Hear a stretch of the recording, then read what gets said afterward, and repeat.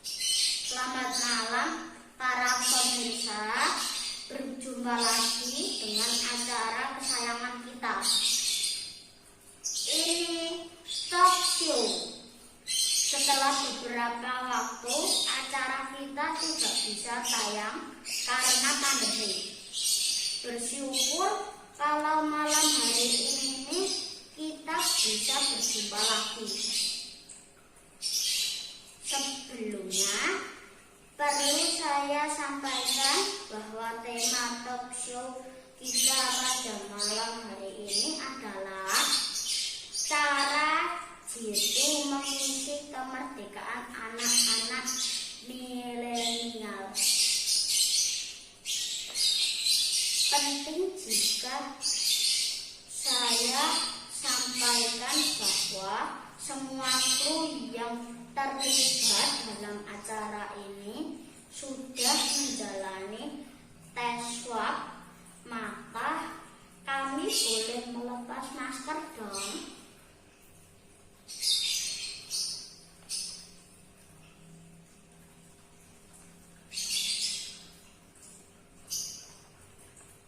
Dan pada malam hari ini yang menjadi narasumber kita adalah seorang yang sangat luar biasa. Beliau orang yang sangat sibuk dalam kesehariannya karena berbagai hal aktivitasnya. Beliau adalah Bapak Wahyudi. Selamat malam Pak Tri. Selamat malam Mas Niagara. Terima kasih Bapak, di tengah-tengah kesibukan Bapak sudah berkenan hadir dan menjadi narasumber dalam acara talk show malam hari ini.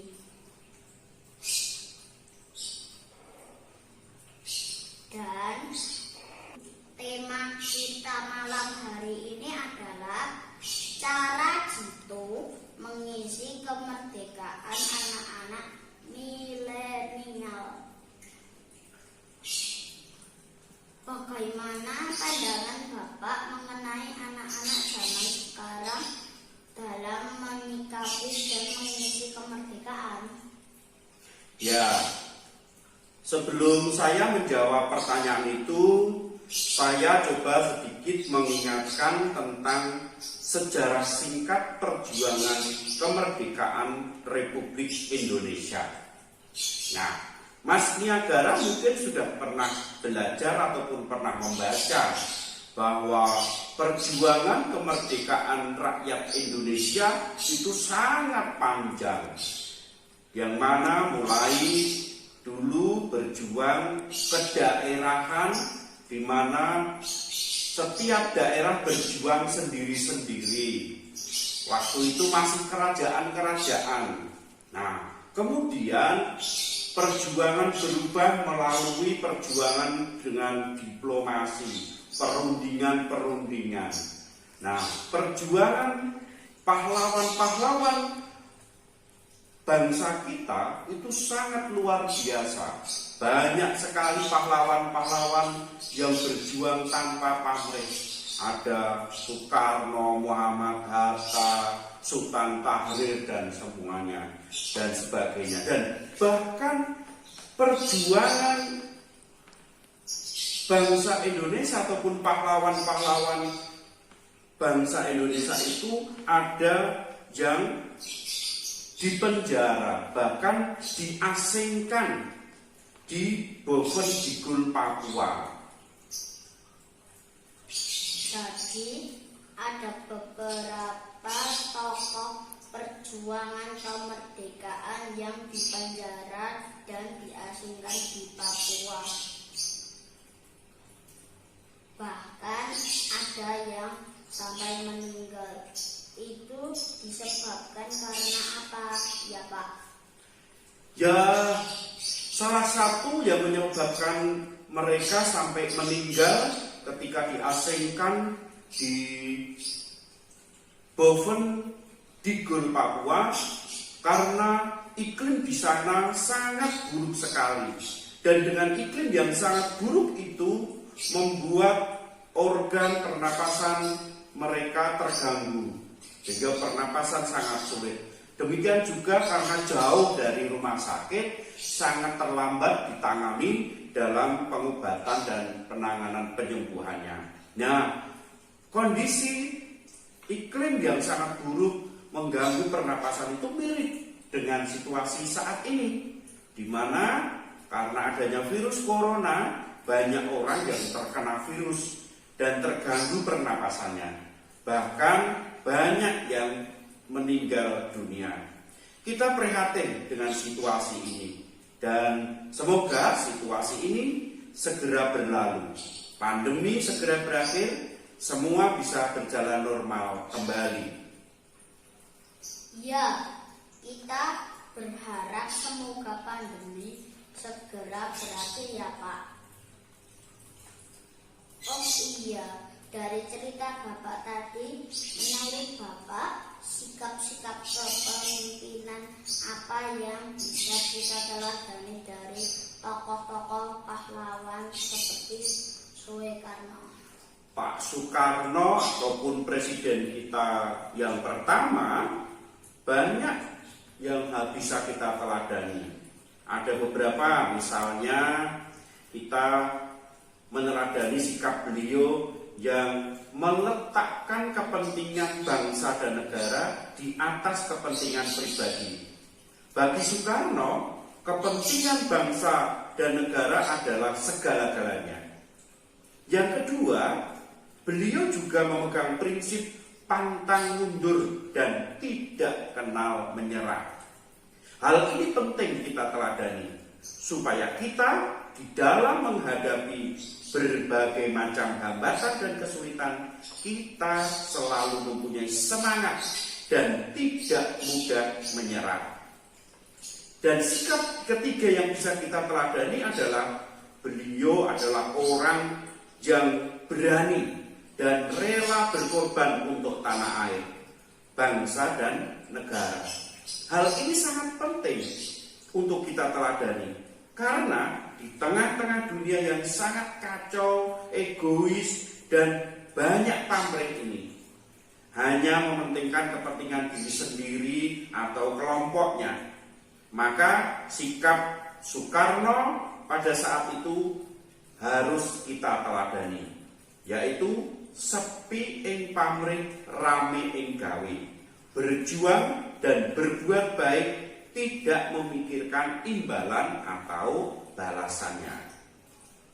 Wah, dari cerita Bapak ini saya jadi ingat dengan kisah seseorang dalam Alkitab, yaitu Raja Daud.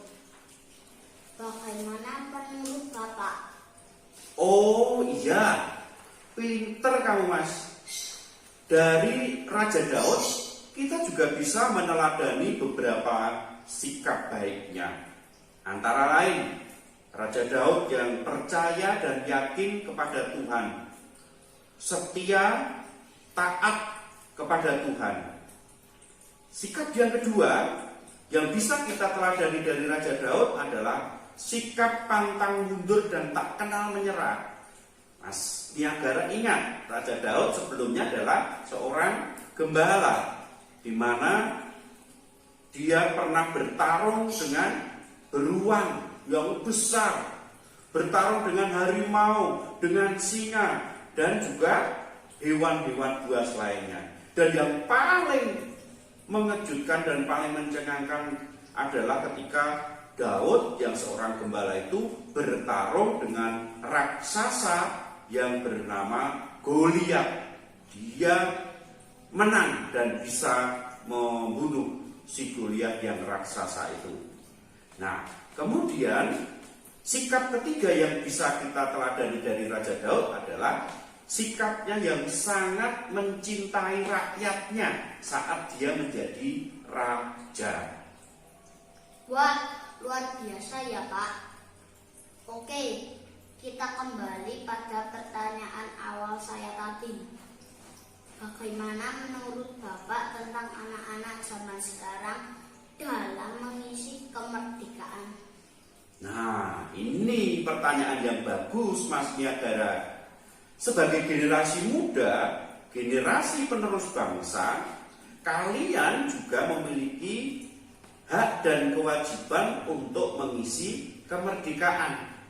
Antara lain dengan cara menghargai jasa para pahlawan, meneladani sikap-sikap pahlawan yang baik, menjaga dan memelihara semangat persatuan dan kesatuan, belajar dengan giat dan mengikuti lomba-lomba dan kegiatan-kegiatan dalam rangka memperingati kemerdekaan itu. Oh iya, satu lagi, kalian harus bijaksana dalam menggunakan medsos. Jangan suka menyebarkan kabar bohong dan juga jangan mempercayai berita yang belum tentu benar. Nah, itu sangat berbahaya. Itulah salah satu cara untuk kalian sebagai generasi penerus mengisi kemerdekaan. Wah, sudah lengkap Pak. Cerita dan penjelasan Bapak. Kami yang masih muda ini jadi paham dan mengerti tentang sejarah singkat kemerdekaan. Bahkan kami mendapat inspirasi dari tokoh-tokoh pejuang kemerdekaan. Semoga kami generasi penerus ini bisa meneruskan perjuangan para pahlawan ya Pak, dengan cara mengisi kemerdekaan secara benar. Mohon maaf, tidak terasa waktu kita hampir habis. Sekali lagi terima kasih Pak Tri untuk kehadirannya dan berkenan menjadi narasumber malam hari ini. Baiklah, kita akhiri acara kita dengan saya membacakan sebuah pantun. Literasi terus pergi ke pantai, mencari ubur-ubur tak kenal lelah. Generasi penerus janganlah bersantai, pantang mundur dan tak kenal menyerah. Demikian para pemirsa, acara kita malam hari ini. Kita berdoa semoga pandemi segera berakhir dan kita bisa menjalani aktivitas secara normal kembali. Kami ucapkan Dirgahayu Republik Indonesia ke-76. Merdeka!